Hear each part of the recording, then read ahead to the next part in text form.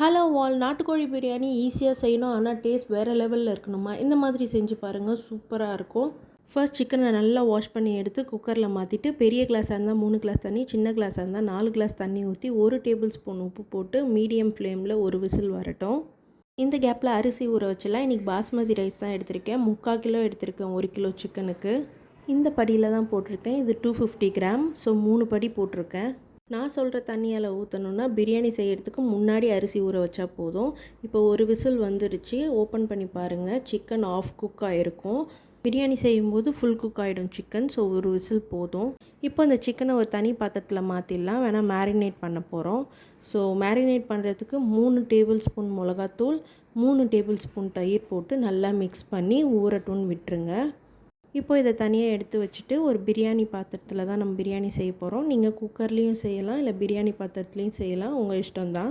பாத்திரம் நல்லா சூடானதும் 3 டேபிள் ஸ்பூன் கடலை எண்ணெய் ஊற்றிருக்கேன். நீங்கள் எந்த எண்ணெய் வேணால் யூஸ் பண்ணிக்கலாம். அப்புறம் 3 டேபிள் ஸ்பூன் நெய் ஊற்றிட்டு, எண்ணெய் நல்லா சூடானதும் 4 பிரிஞ்சி இலை, 10 பட்டை, 5 ஏலக்காய், 10 லவங்கம், அப்புறம் மராட்டி மொக்கு 4, கடல் பாசி 4, அப்புறம் ஜாதிபத்திரி ஒரு 3, அப்புறம் ஸ்டார் அனீஸ் 1. இது எல்லாமே நல்லா பொரியட்டும்னு நீட்டாக மெலிசாக கட் பண்ண 7 வெங்காயம் சேர்த்து நல்லா வதக்கிக்கலாம். அது கூடவே 6 பச்சை மிளகா, கீரைலாம் வேண்டாம், முழுசாக அப்படியே போட்டு வதக்கலாம். வதக்கும் போதே அது உள்ளே இருக்க காரம் எல்லாமே உள்ளே இறங்கிரும். வெங்காயம் நல்லா கோல்டன் ப்ரௌனாக ஆனதுக்கப்புறம் 2 டேபிள் ஸ்பூன் இஞ்சி பூண்டு பேஸ்ட்டு போட்டு நல்லா வதங்கட்டும். இஞ்சி பூண்டு பேஸ்ட்டு வாசனை வராத அளவுக்கு நல்லா வதக்கிக்கோங்க. அதே மாதிரி அடி பிடிக்காமல் பார்த்துக்கோங்க. அடி பிடிச்சிட்டா பிரியாணியோட டேஸ்ட்டே மாறிடும். அது கூட 2.5 டேபிள் ஸ்பூன் கல்லுப்பு, 1 பிடி புதினா, 1 பிடி கொத்தமல்லி போட்டு நல்லா வதக்கிக்கலாம். நல்லா வதங்கினதுக்கப்புறம் பார்த்திங்கன்னா பேஸ்ட் மாதிரி ஃபார்ம் ஆகும். அந்த நேரத்தில் 5 தக்காளி எந்த சைஸில் வேணால் கட் பண்ணி ஆட் பண்ணிக்கோங்க. தக்காளி நல்லா அது கூட சேர்ந்து வரணும், அந்த அளவுக்கு வதக்கணும். எவ்வளோக்கு எவ்வளோ வதக்குறோமோ பிரியாணி டேஸ்ட்டாக இருக்கும். மீடியம் ஃப்ளேம்லேயே வச்சு வதக்கலாம். தக்காளி நல்லா வெந்து வந்ததுக்கப்புறம் மேரினேட் பண்ணி வச்சுருக்க சிக்கனை எடுத்து கொட்டி 1 டேபிள் ஸ்பூன் சோம்புத்தூள் போட்டு நல்லா கிளறி விடுங்க. நல்லா பதமாக கிளறி விடுங்க, இல்லைனா சிக்கன் பிச்சுட்டு வந்துடும்.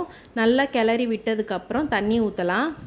எந்த டம்ளரில் அரிசி அளக்குறீங்களோ அதே டம்ளர்லேயே தண்ணி அளந்து ஊற்றுங்க. அப்போ கரெக்டாக இருக்கும் அளவு. நான் படியில் 3 படி போட்டதுனால 3 படி அரிசிக்கு 6 டம்ளர் தண்ணி ஊற்றினேன். ஃபஸ்ட்டு கறி வேக வச்ச தண்ணியை ஊற்றிக்கிட்டு பத்தலைன்னா அரிசி ஊறின தண்ணி எடுத்து ஊற்றுங்க. டேஸ்ட்டு சூப்பராக இருக்கும்.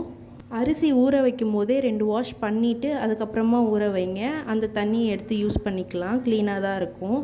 தண்ணி ஊற்றி முடிச்சதுக்கப்புறம் தண்ணியை டேஸ்ட் பண்ணி பாருங்கள். நீங்கள் எப்பயும் சாப்பிட்ற அளவை விட ஒரு பிஞ்ச் உப்பு கூடுதலாக இருக்கும். அப்போ தான் அரிசி போடும்போது கரெக்டாக இருக்கும்.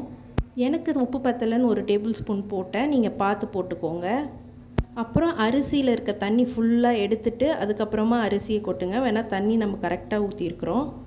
நான் இன்றைக்கி India Gate brown colour packet basmati rice தான் எடுத்தேன். வேணால் அது வாசனை சூப்பராக இருக்கும். நான் எப்பயுமே அதை தான் யூஸ் பண்ணுவேன். நீங்கள் எந்த அரிசி வேணால் யூஸ் பண்ணிக்கலாம். சீரக சம்பா அரிசி கூட யூஸ் பண்ணிக்கலாம். அதே அளவு தான் வரும். 1 டம்ளர் அரிசிக்கு 2 டம்ளர் தண்ணி, அதே அளவு தான்.